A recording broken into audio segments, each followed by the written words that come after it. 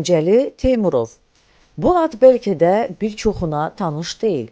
Əlbəttə, ermənilərin başına 1 milyard dram qoyduğu bu kölgə adam mümkün qədər gizli fəaliyyət göstərməli idi. Özü hər nə qədər sirli olsa da, qəhrəmanlıqlarından düşmən ordusunda da danışılırdı.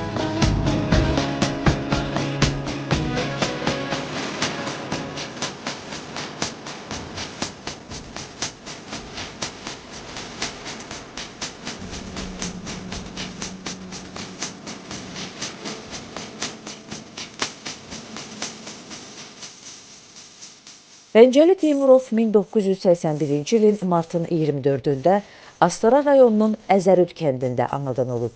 1998-ci illərdə Astara rayonu Bəxtiyar Rüstəmov Asxanakaran tam orta məktəbini bitirib. 1999-cu ildə Astara rayon hərbi komissarlığı tərəfindən həqiqi hərbi xidmətə çağırılıb. Hərbi xidmət zamanı kəşfiyyatçı peşəsinə yiyələnib və hərbi hissənin ən mahir kəşfiyyatçısı olub. Daha sonra könüllü olaraq xidmətini yenicə yaradılan Azərbaycan xüsusi təyinatlı qüvvələrinin kəşfiyyatçı diversant taborunda davam etdirib və 17 il Azərbaycan ordusunda şərəflə xidmət edib.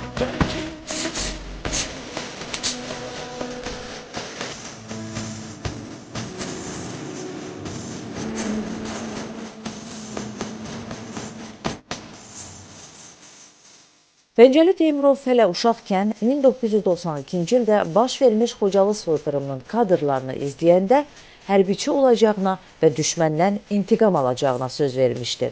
O, illər sonra sözünü tutur. Xocalı faciəsi zamanı Azərbaycanlıları öldürən erməni hərbiçi general rütbəsi almağa gedərkən Pəncəli Teymurov onu izləyir və əlverişli məqamda məhv edir. Bu olay erməni ordusunu lərziyə salır, böyük çaxnaşma yaradır. Pəncəlinin qəhrəmanlığı bununla da bitmir.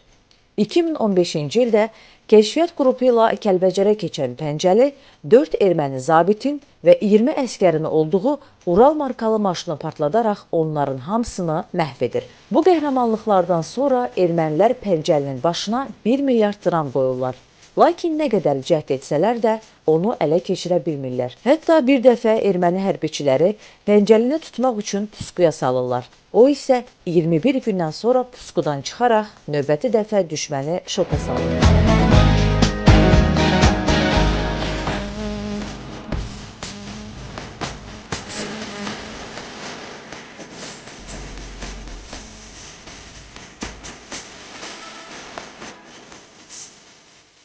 ...2016-cı ilin aprel hadisələrinin ilk günü Pəncəli öz döyüş yoldaşları ilə erməni təxribatının qarşısını almağa yola düşür. O, ermənilərin bir neçə canlı qüvvəsini və texnikasını məhv edir.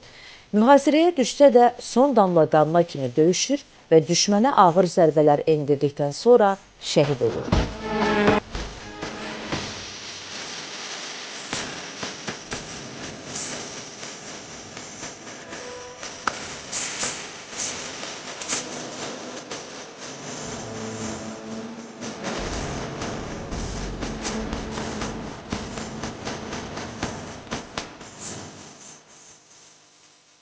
Erməni generalını məhv etmək, hərbiçilərin olduğu maşını partlatmaq, aprel döyüşlərində onlarla erməni əskərini, texnikasını sıradan çıxarmaq.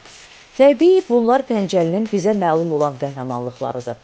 Onun düşmənə sarsıdıcı zərbələr vurduğu elə xüsusi əməliyyatları var ki, bugün də erməni ordusunda qorxu ilə xatırlanır. Təsadüfi deyil ki, böyük qardaşı Elbrus Teymurov da bunu deyir. Şəhid olandan sonra döyüş yoldaşları dedi ki, Pəncəli sağ ikən öz qisasını almışdı. Vətənə canı və qanı ilə bağlı olan Pəncəli Teymurov öz toyunda düşməndən intiqam alıb, şəhid olmağı və 3 rəngli bayrağımıza bükülüb dəfn olmağı arzulamışdı.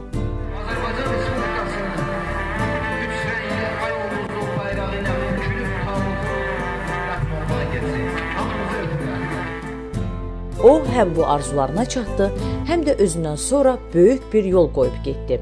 Hansı ki, bugün o yolla Pəncəli Teymurovun dayısı oğlu gedir.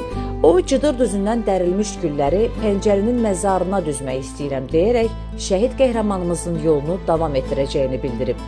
Bugün Azərbaycan ordusunda Pəncəli Teymurov kimi yüzlərlə qəhrəman var. Bunu biz də, işğalçı düşmən də yaxşı bilir. Mübariz İbrahimov da, Pəncəli Teymurov da son deyil, başlanğıcdır. Əziz izləyicilər, əgər kanalımıza abunə olmamışsınızsa, videonun aşağısındakı abunə ol düyməsini və zınqrov işarəsini basın. Videonu bəyənməyiniz və şərh yazmağınız bizim üçün önəmlidir.